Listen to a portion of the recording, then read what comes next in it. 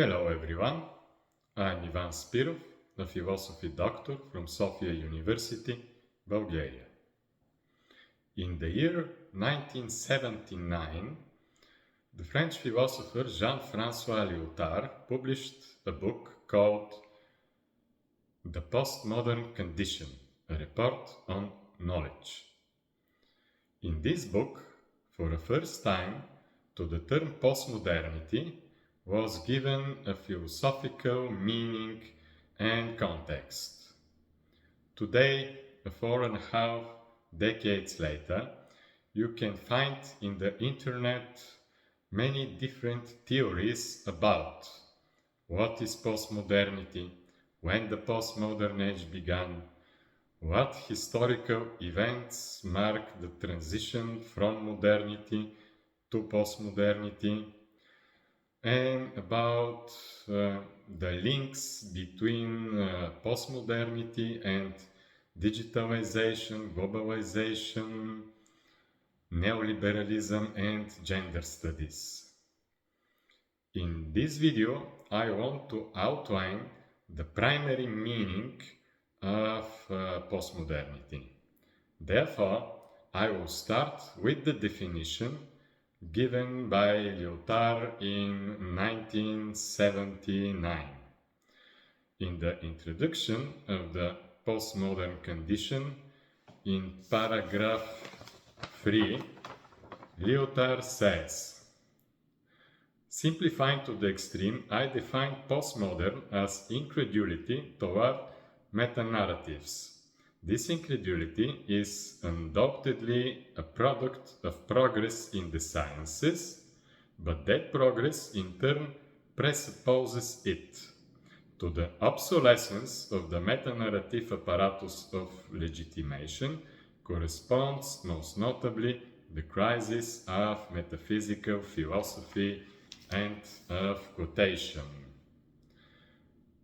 Now, which are these metanarratives that postmodern society no longer trusts? In the cited definition, Lyotard emphasizes the relationship between the end of metanarratives and the crisis of metaphysical philosophy.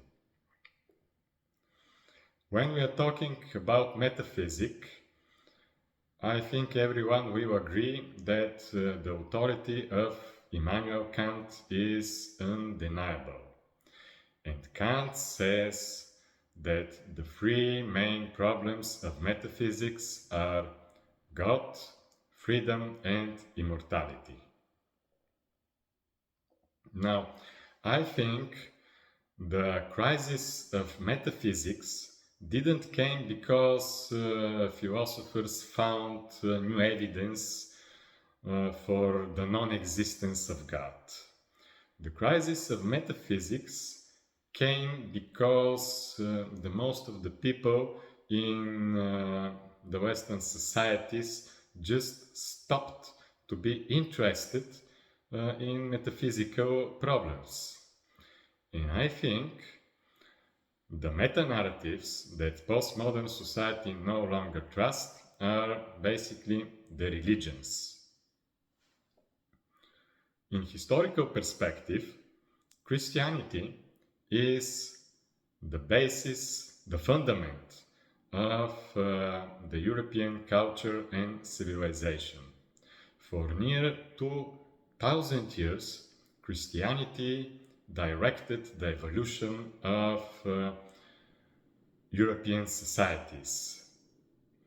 The great ideas of human rights and personal freedoms are grown on the soil of Christianity.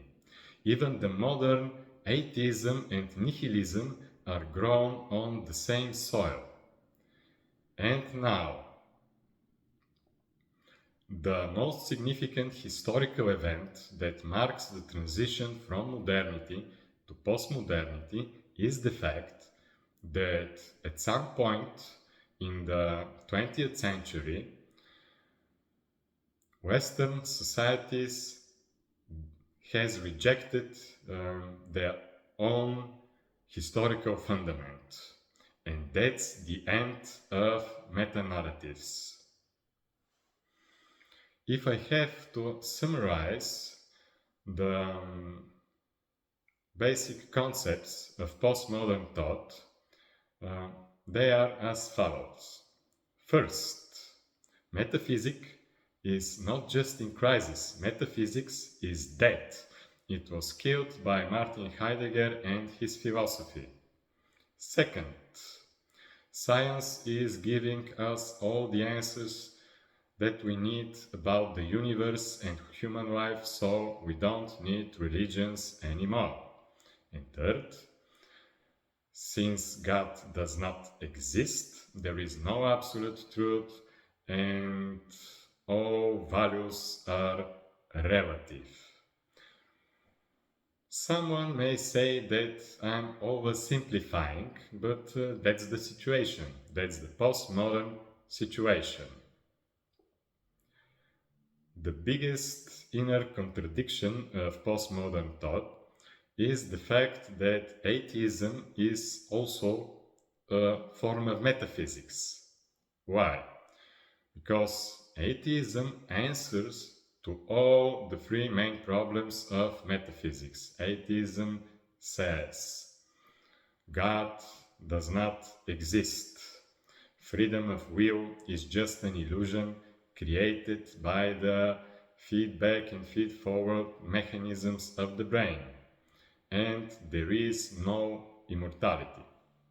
Yes, these are negative questions, negative answers, but a negative answer is also an answer.